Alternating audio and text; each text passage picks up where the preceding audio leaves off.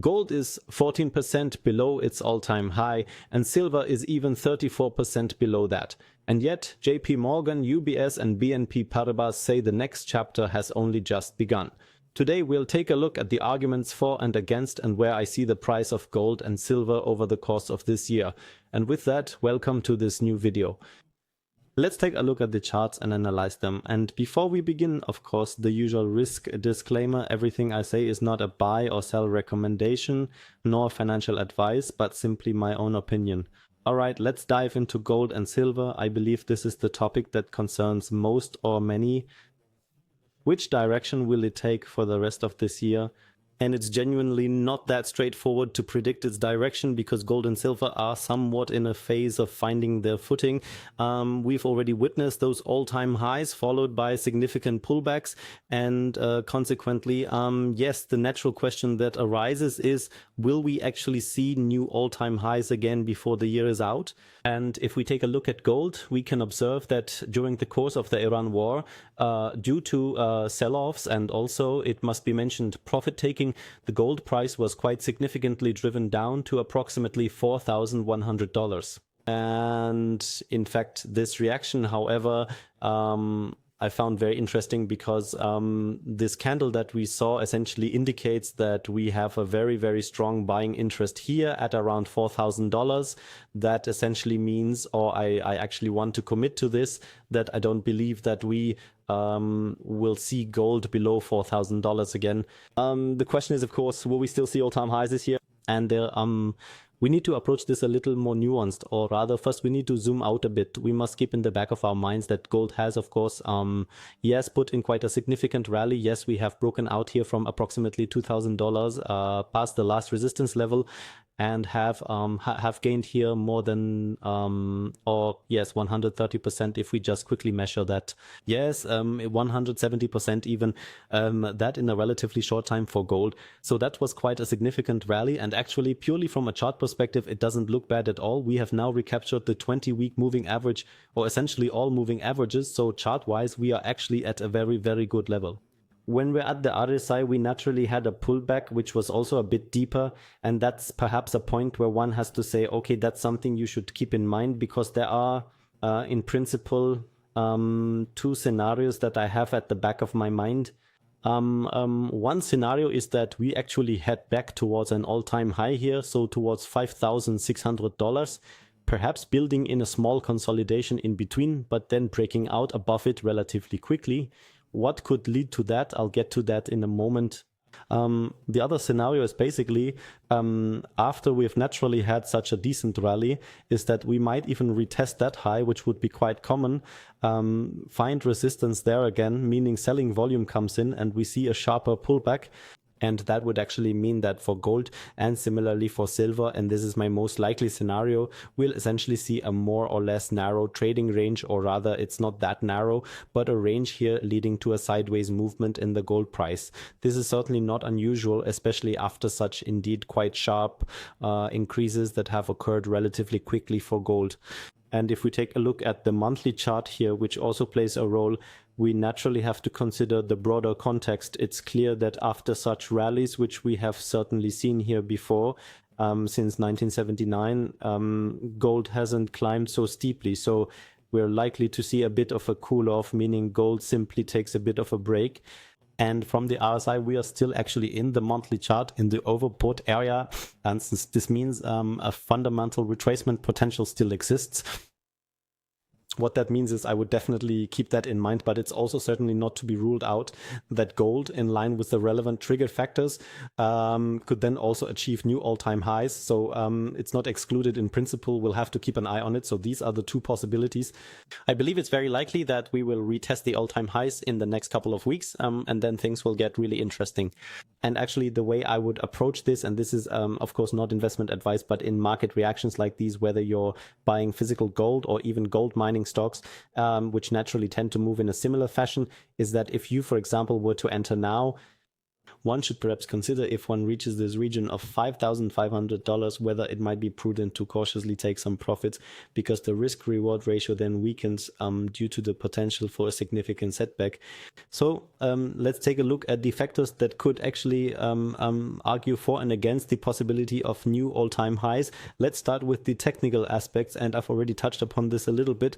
Gold and silver have essentially had their strongest performance since 1979, and what we observed back then was a significant pullback or even the complete end of the bull market. I don't want to commit myself that far yet, but fundamentally it's a case of, as Mark Twain said, history doesn't repeat itself, but it often rhymes. That we should keep this in mind, that the rally might at least take a short break. Well, supply and demand naturally plays a very important role. And here with silver, it's certainly something to mention as a counter argument, and we'll naturally take a look at the silver chart immediately after this. However, we are seeing a declining demand from the silver industry, which is admittedly small, and the overall demand for silver isn't typically a major price driver, but it's certainly a minor factor that one should definitely keep in mind. The de-escalation in the Middle East is somewhat of a double-edged sword, and I'll be coming back to that point shortly, specifically regarding the topic of the US dollar, because I believe that will ultimately be the decisive element. We have seen now that in the wake of the conflict and let's say the market panic, both gold and silver were sold off. Accordingly, the US dollar rose analogously. We had also seen that. And as soon as we received signs of de-escalation in recent days, the dollar weakened again. And should the dollar, and that's essentially what I'm saying, okay, that could actually set the course towards new all-time highs. Should the US dollar here fall below this, its downward movement, which it has been making here in principle since the election of Donald Trump, that is since he took office, it was only in January, I believe, 2025. Ever since he's been virtually in office, the dollar has been on a downward spiral, and that's precisely the question. We are now at a similar point to 2002, when the dollar then experienced a prolonged downward trend, and gold and silver also saw a multi-year bull market. This means, in effect, if we see here a strengthening, or rather a renewed downward trend for the US dollar, I think that this is one of the main factors for, firstly, money naturally flowing away from the US dollar, and then, of course, also from central banks worldwide, who have also increasingly bought gold in recent times. Then again, money and capital flows into precious metals. And there's also well, this monetary policy, which we also still have as a counter argument, is something one should definitely keep in mind, that the Fed is becoming more hawkish, meaning it tends to keep interest rates elevated for a longer period, and that is generally unfavorable for gold. But I mean, interest rates have been quite high recently, and so gold basically didn't care. And that's precisely why I say that the US dollar is actually the determining factor. Where the US dollar goes, that's how gold will ultimately move, because it also somewhat explains capital flows. All right, let's then move a bit let's now come to the pro arguments for new all-time highs, and that is precisely the de-dollarization and US fiscal concerns. Yes, the high debt. This naturally creates a demand for the US dollar, which, yes, could potentially become a problem once more, and that would certainly be a very strong contributing factor for gold. Also, the central bank chief, who is generally considered rather hawkish, meaning he's quite conservative and won't lower interest rates too quickly, is another significant factor. Or rather, no, I just misspoke. The fact that here we will indeed lower interest rates faster. He is more dovish, meaning he's a dove. Exactly the other way around. So he is generally known for tending to lower interest rates, but that is a question of the inflation figures. If those are still persistently high due to the oil price shock, that can of course also be pushed back. So let's move on to geopolitics. There are actually no pro-arguments there, but regarding supply and demand, there's naturally what I've already mentioned. Central bank purchases remain structurally strong.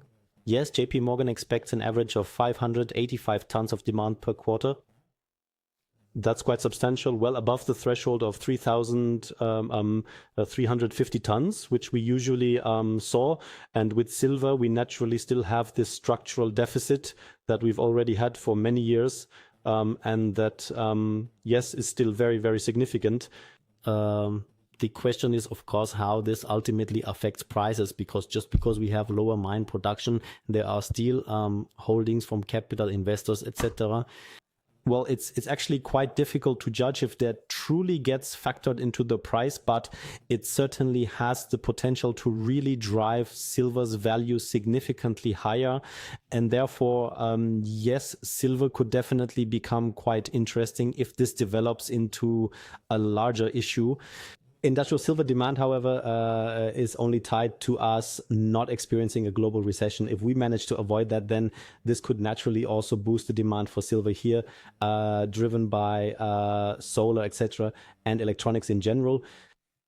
Yes, institutional price targets remain high. So here we continue to have optimistic bullish targets towards $6,000 for gold and on average also $81 for silver. And if we look at silver, we essentially see a similar chart pattern as with gold. On the monthly chart, looking here, silver has naturally run much stronger and faster. This is also partly due to short squeezes, meaning positions of investors who speculated on falling prices and were caught off guard. That often causes a price to shoot up like a flagpole. But essentially we're still in the overbought territory, basically analogous to gold. But purely from a chart perspective, if you look at it, this is a classic consolidation pattern, a classic bullish flag. And tendentially, I would actually expect us to move back towards the all-time highs or towards $100. $100 is also a psychologically significant round number, which could indeed become important. But here too, it certainly looks like if we manage to break past the $83 level, which we've established here as a bit of a resistance point, yes, then it could first move towards 96 and then 100 and then quite possibly even beyond that once more. The same reaction fundamentally when we then moved into zones, into areas of support, specifically here at $60, and drawing a clear parallel to gold, I would confidently state that I don't anticipate us seeing silver trade below $60. Exactly. At least not if we were to witness another complete escalation in the Iran war. Should we see that, meaning that the indices also plunge another 10, 20%, then I would definitely say that silver could once again shoot up towards $50 in the short term. But I do believe that we have a very interesting area here to establish position, and quite possibly as the year progresses, if gold trades sideways, silver could also trade sideways within a certain range, perhaps even above $80. And should gold manage to achieve new all-time highs, then this could certainly also lead to silver reaching new all-time highs as well. So generally speaking, I am, at least for the next few weeks, quite bullish, provided we see a de-escalation in the Iran conflict. If not, then naturally it will head downwards. But from a longer term perspective, we really need to observe whether gold can indeed achieve new all-time highs, and then of course silver as well. Or if there's a risk that we here have a double top and actually an end to the bull market like it was back in 1979, or rather 1980, after this sharp rise, a weekly correction of 30%, and with that the bull market was actually sealed. So if you liked it, feel free to leave a thumbs up, and especially a hype. I'd really appreciate that, as it sends positive signals to the algorithm and helps my channel grow. And of course, leave a subscription if you liked it. Otherwise, yeah, until next time, good luck and bye.